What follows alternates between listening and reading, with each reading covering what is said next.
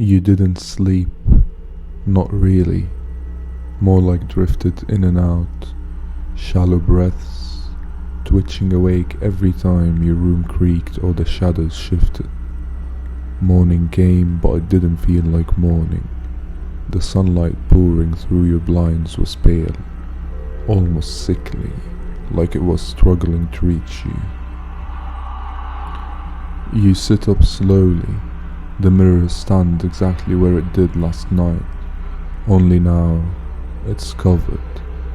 A blanket, the same blanket you're sure was folded in your closet yesterday, is draped over it, hung perfectly, edges straight, as if someone didn't want you looking at what was behind it, or didn't want what was behind it looking at you. You swallow hard. You didn't do that. You would remember doing that. You force yourself up from the bed, every muscle tight, and you walk towards the mirror one careful step at a time.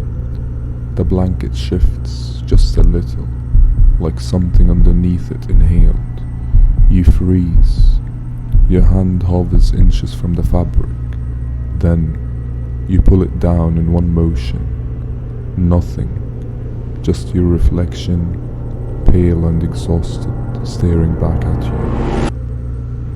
you. You release a shaky breath until you notice it. Your reflection's chest isn't moving.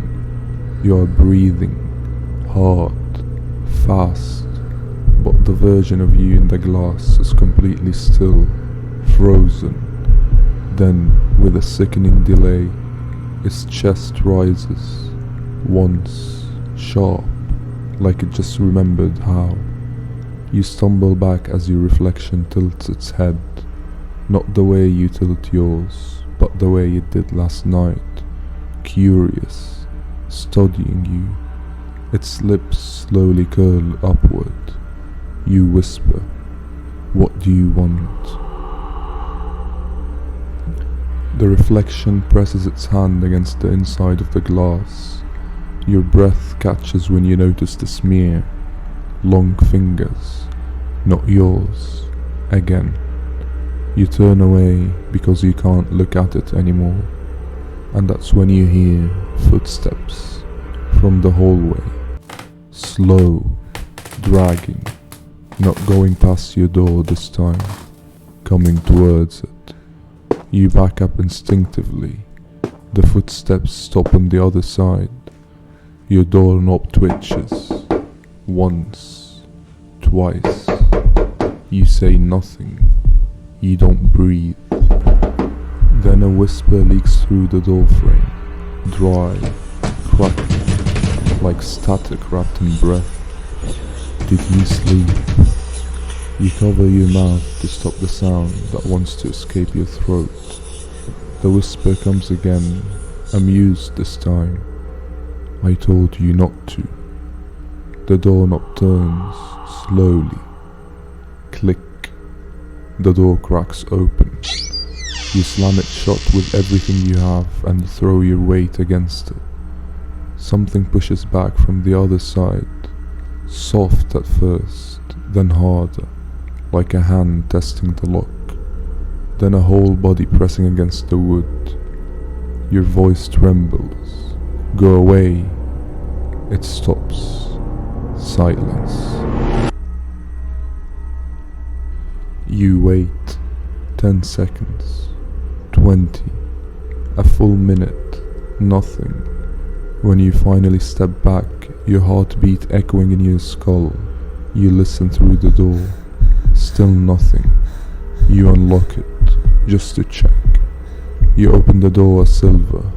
Your breath held, your fingers trembling. The hallway is empty, but the carpet, it has footprints. Bare, wet, leading away from your room and turning towards the basement stairs. You should close the door.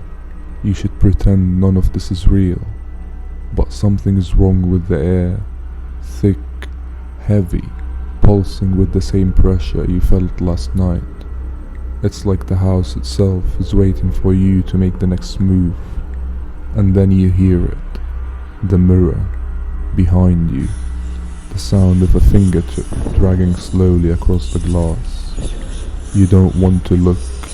You shouldn't look. But you do. Your reflection is no longer standing where you left it. It's closer. Much closer. So close its forehead is pressed against the glass, leaving fog where it breathes. Breath it shouldn't have. It mouths the same 3 words as before. I see you. Except this time, it doesn't stop there.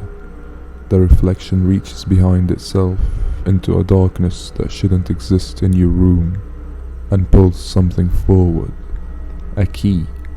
Old, rusted, dripping with something dark. You back into the hallway without realizing it.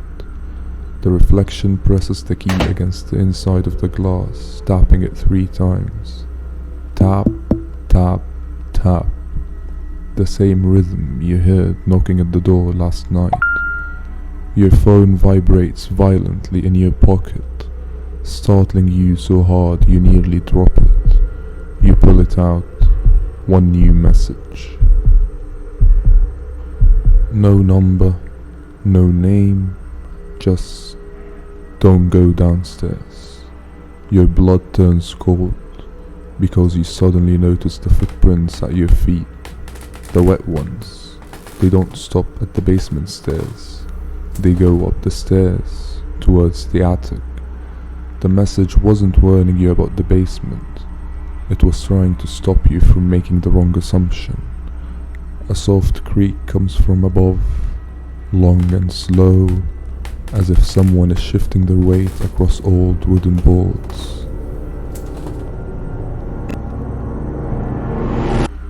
You step back into your room, close the door quietly and lock it.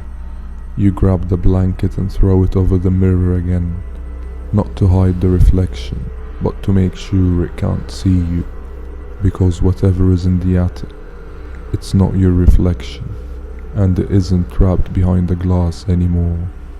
You sit on your bed, you force your breathing to slow, you try to think, then your phone vibrates again. Another message, same number, same blank sender. It says, it's not in the attic anymore. A cold realization crawls up your spine. If it's not in the attic, where is it now? You hear something behind you, not from the mirror, not from the hallway, from underneath the bed. A whisper, familiar, your own. Don't fall asleep.